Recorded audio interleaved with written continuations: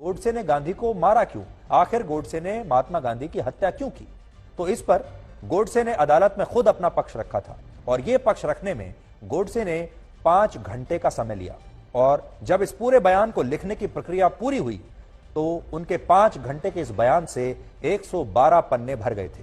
गोडसे के इस बयान के 5 अध्याय हैं, यानी 5 भाग हैं। और आज आप सबके लिए यह जानना बहुत दिलचस्प होगा कि अदालत ने जब गोडसे से कहा कि वो अपना पक्ष रखें और गोडसे ने 5 घंटे तक अदालत में मौजूद लोगों के सामने और जज के सामने अपना पक्ष रखा तो 112 पन्ने भरे। और उन 5 घंटों में गोडसे ने क्या बताया यह शायद अभी तक आपने जाना नहीं होगा। इसलिए आज हम देश को बताना चाहते हैं कि गोडसे ने अदालत में क्या कहा था। पहले भाग में गोडसे ने अदालत को यह बताया कि महात्मा गांधी की नीतियों और उनके कार्यों की वजह से भारत के लाखों हिंदुओं की जिंदगियां बर्बाद हो गईं और किसी भी महात्मा को यह अधिकार नहीं है कि वो भारत के टुकड़े टुकड़े करे या उसका विभाजन करे। लेकिन गांधी जी ने ऐसा किया और इसीलिए गोडसे ने उनकी हत्या की। अपने बयान के दूसरे भाग में गोडसे ने कहा कि अगर देश के प्रति समर्पण रखना कोई पाप है तो मैं मानता हूं कि मैंने यह पाप किया है और मुझे पूरा विश्वास है कि इंसानों की इस अदालत के बाद भी एक और अदालत है जहां मेरे इस काम को गलत नहीं समझा जाएगा, क्योंकि मैंने ये काम मानवता की रक्षा के लिए किया है। यानी गोडसे को कोई पछतावा नहीं था कि उन्होंने कोई गलत काम किया है, वो अपने इस काम को सही मानता था।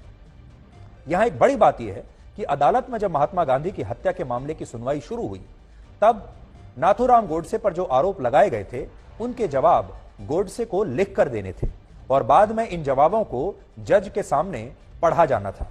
लेकिन दूसरा पक्ष ये नहीं चाहता था, यानी जो सरकारी पक्ष था वो ये नहीं चाहता था कि गोडसे के जवाबों को अदालत में पढ़ा जाए और यही मांग तब अदालत से भी की गई। लेकिन अदालत ने उस समय इन आपत्तियों को खारिज कर दिया और इसके बाद गोडसे का यह जवाब अदालत में बाकायदा पढ़ा गया।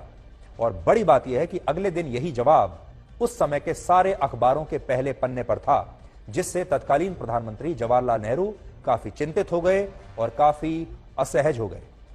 नेहरू को यह डर था कि गोडसे का पक्ष गांधी जी के प्रति देश के लोगों का नजरिया बदल सकता है, इसलिए वो गोडसे के बयान को सार्वजनिक रूप से प्रकाशित करने के खिलाफ थे और उन्होंने गोडसे के इन बयानों पर बाद में बैन भी लगा दिया था, प्रतिबंधित कर दिया था। और यह प्रतिबंध गोडसे के बयानों पर कई वर्षों तक लागू रहा। इसीलिए आज भी देश के ज्यादातर लोग ये नहीं जानते कि महात्मा गांधी की हत्या करने के बाद गोडसे ने अदालत में क्या कहा था।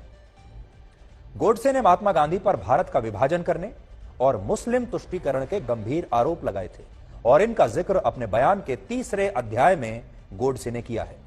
गोडसे ने कहा कि महात्मा गांधी ने कभी मस्जिद में गीता पढ़ने का साहस नहीं किया, क्योंकि वो जानते थे कि मुस्लिम इसके विरोध में खड़े हो जाएंगे। लेकिन हिंदू मंदिरों में उन्होंने कुरान पढ़नी जरूर शुरू कर दी थी, जिससे गोडसे को ऐसा लगा कि गांधी जी इस तरह से मुस्लिम तुष्टीकरण की राजनीति कर रहे हैं। हालांकि यहां एक तथ्य यह भी है कि महात्मा गांधी अपने जीवन काल में सिर्फ एक बार ही मंदिर गए थे। यह भी आप जान लीजिए, महात्मा गांधी अपने जीवन काल में एक बार मंदिर गए थे बस। और गोडसे का यह भी कहना था कि महात्मा गांधी हिंदू मुस्लिम एकता की बात करते थे, लेकिन उन्होंने हमेशा अंग्रेजों की बांटो और राज करो की नीति को ही आगे बढ़ाया और भारत को बांट दिया और उन्होंने भारत का विभाजन करने में ब्रिटिश सरकार की मदद की। गोडसे ने अपने जवाब में यह भी कहा कि महात्मा गांधी ने विभाजन के बाद भारत सरकार पर पाकिस्तान को उसके हिस्से के 55 करोड़ रुपए देने के लिए भी दबाव बनाया, लेकिन उन्होंने इस विभाजन के दौरान निर्वासित हिंदुओं के लिए कभी भी सच्चे मन से कोई प्रयास नहीं किया। असल में जिस समय भारत का विभाजन हुआ और भारत और पाकिस्तान बने, तब देश के सरकारी खजाने में लगभग 400 करोड़ रुपए जमा थे और विभाजन के तहत यह तय हुआ कि इन 400 करोड़ रुपए के खजाने में से 75 करोड़ रुपए पाकिस्तान को दिए जाएंगे और इस समझौते के तहत भारत ने 20 करोड़ रुपए की पहली किश्त पाकिस्तान को आजादी के समय ही दे भी दी थी।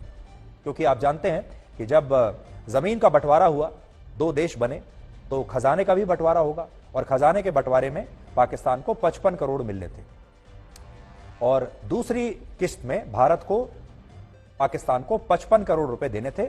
20 करोड़ रुपए भारत पहले दे चुका था, तो टोटल 75 करोड़ रुपए पाकिस्तान को मिलने थे इस बंटवारे में। तो 55 करोड़ रुपए पाकिस्तान पर बकाया थे, जिनमें कहा गया कि ये हम आपको दूसरी किश्त में दे देंगे। लेकिन उससे पहले ही पाकिस्तान ने भारत की पीठ पर छुरा घोंपा और पाकिस्तान ने 22 अक्टूबर 1947 को कश्मीर पर हमला कर दिया। और इसके बाद सरदार पटेल ने कहा कि अब जब पाकिस्तान ऐसा कर रहा है, जब तक पाकिस्तान कश्मीर की जिद नहीं छोड़ता तब तक हम उसे ये 55 करोड़ रुपए नहीं देंगे। और सरदार पटेल की बात बिल्कुल सही थी, क्योंकि अगर पाकिस्तान एक तरफ हम पर हमला कर रहा है, कश्मीर को हमसे छीनने की कोशिश कर रहा है, तो हम पाकिस्तान के बकाया 55 करोड़ रुपए क्यों दें, हम उस पेमेंट को रोक लेंगे, ऐसा सरदार पटेल चाहते थे। लेकिन महात्मा गांधी बीच में आ गए और महात्मा गांधी और नेहरू इस मुद्दे पर सरदार पटेल के खिलाफ हो गए।